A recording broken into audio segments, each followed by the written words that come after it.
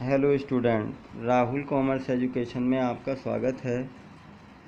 एक new video के साथ, न्यू टॉपिक के साथ।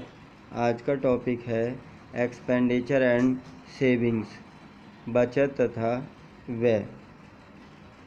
फर्स्ट ऑफ ऑल हम जानेंगे मीनिंग ऑफ एक्सपेंडिचर, व्यय का अर्थ। Expenditure is the part of the income which is helpful to satisfy the need of a person।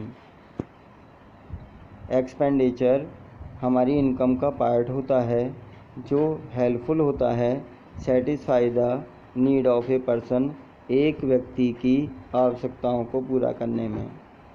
According to professor Basu के अनुसार the expenditure is the part of A income which is used to complete the need of a person। Expenditure हमारी income का एक हिस्सा होता है जो हमारी आवश्यकताओं को पूरा करता है। व्यय का अर्थ आय का वह भाग जो किसी व्यक्ति की वर्तमान आवश्यकताओं को पूरा करने में सहायक होता है, व्यय कहलाता है। तो व्यक्ति की आवश्यकताओं को पूरा करने में जो सहायक होता है उसे हम व्यय कहते हैं। प्रोफेसर बसु के अनुसार, प्रोफेसर बसु ने इसे डिफ़ाइन किया है, इसकी परिभाषा दी है। आय का वह भाग जो किसी व्यक्ति की आवश्यकताओं को प्रत्यक्ष रूप से पूरा करता है या फिर पूरा करने में सहायक होता है, व्यय कहलाता है। जैसे हमने कहा कि व्यक्ति की वर्तमान आवश्यकताएं, जो वर्तमान समय में उसकी आवश्यकताएं हैं, जैसे आपने कहा खाने पीने की आवश्यकताएं, रहने की आवश्यकताएं, शिक्षा की आवश्यकताएं, ये सभी आवश्यकताएं वर्तमान आवश्यकताएं होती हैं और इनको पूरा करने में जो खर्चा किया जाता है उसे हम कहते हैं व्यय। यह मनुष्य की आवश्यकताओं को पूरा करने में सहायक होता है।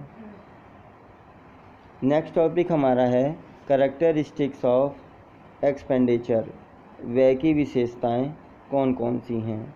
तो फर्स्ट ऑफ ऑल है it is the part of income, यह इनकम का एक पार्ट होता है।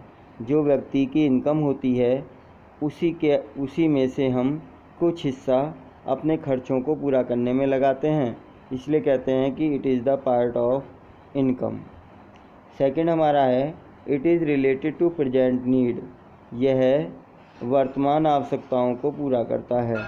प्रेजेंट नीड जो है उन्हें पूरा करने उससे संबंधित होता है, फ्यूचर के लिए यह संबंधित नहीं होता है, यह प्रेजेंट की आवश्यकताओं को पूरा करता है।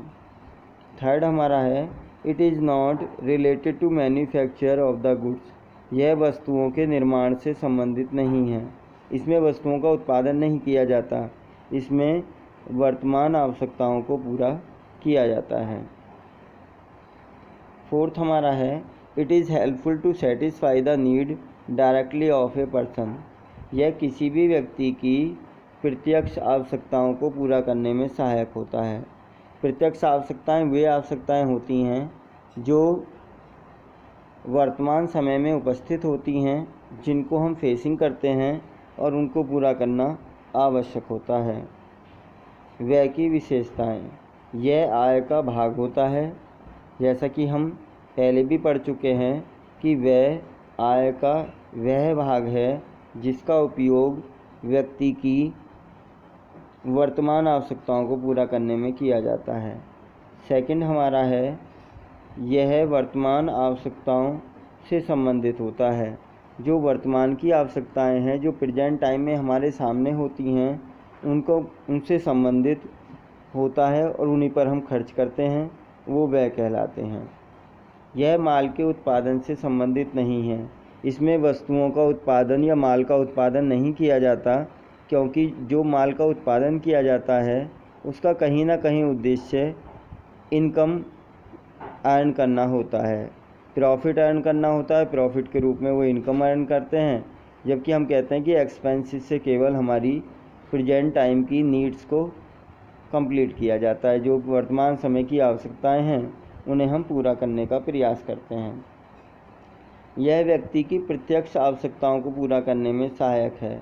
प्रत्यक्ष आवश्यकताएं वे आवश्यकताएं होती हैं जिनको हम सबसे पहले पूरा करते हैं, जो वर्तमान समय में हमारे सामने उपस्थित होती हैं। जैसे हमने कहा कि वर्तमान समय में यदि खाने की समस्या है, खाने की आवश्यकता है, तो व्यक्ति द्वारा खाने पर किया गया खर्च वह खर्चा कहलाता है। यदि हमारी शिक्षा की आवश्यकता है, शिक्षा अर्न करने की आवश्यकता है, तो शिक्षा पर किया गया खर्च हमारा व्यय कहलाता है। यदि हमारे रहने के लिए मकान की आवश्यकता है, तो मकान पर किया गया खर्च हमारी प्रत्यक्ष आवश्यकताएं कहलाती हैं। एक एग्जाम्पल के द्वारा हमें इसे समझना है। For example, monthly income of a person is 20,000।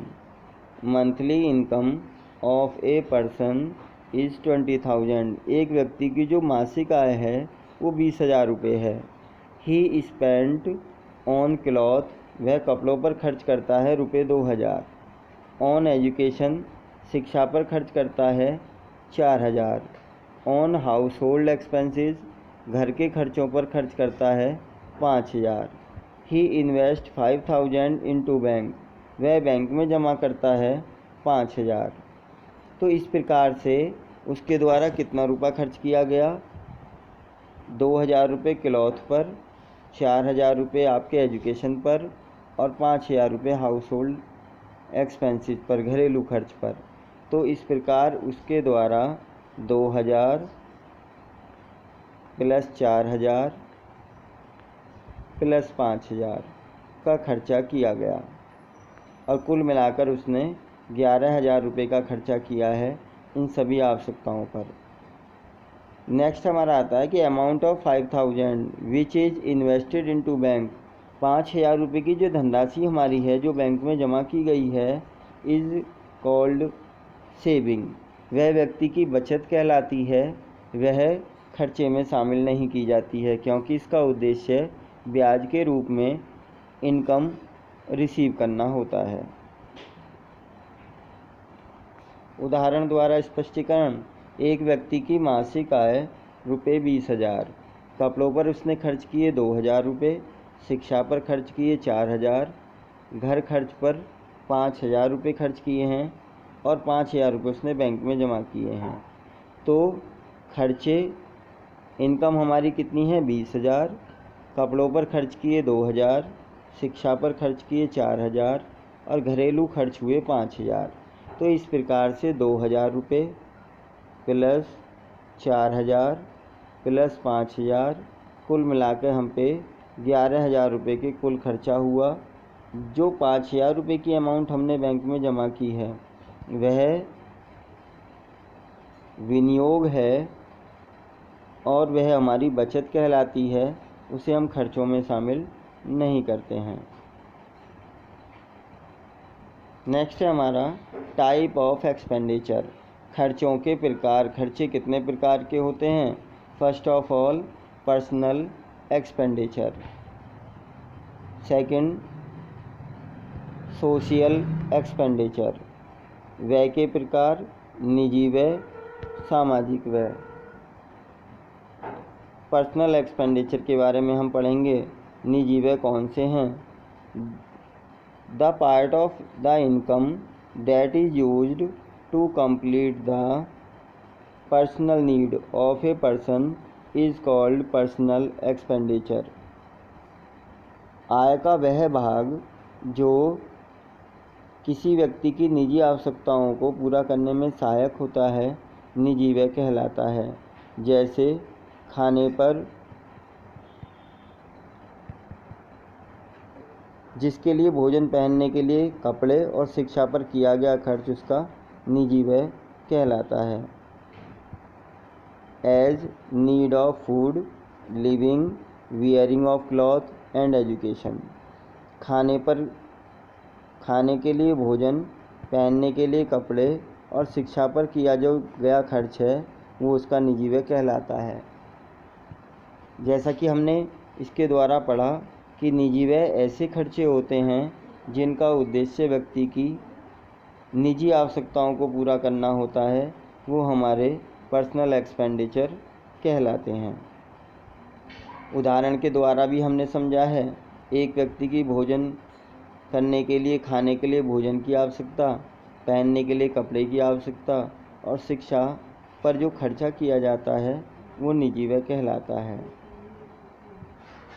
Second हमारा है social expenditure, such as a part of income which is used to help the society for social work is called social expenditure as give donation for the social work. आय का वह भाग जिसका उपयोग किसी सामाजिक कार्य में सहयोग करने में किया जाता है उसे हम सामाजिक व्यय कहते हैं। तो जैसा हमने पढ़ा कि निजी व्यय का प्रयोग अपनी निजी आवश्यकताओं को पूरा करने में किया जाता है, जबकि सामाजिक व्यय का प्रयोग सामाजिक आवश्यकताओं को पूरा करने में किया जाता है। तो दोस्तों, यदि आपको वीडियो अच्छी लगी हो तो ऐसी ही वीडियो आगे पाने के लिए चैनल को सब्सक्राइब करें, वीडियो को लाइक करें तथा ज़्यादा से ज़्यादा अपने दोस्तों में शेयर करें। धन्यवाद।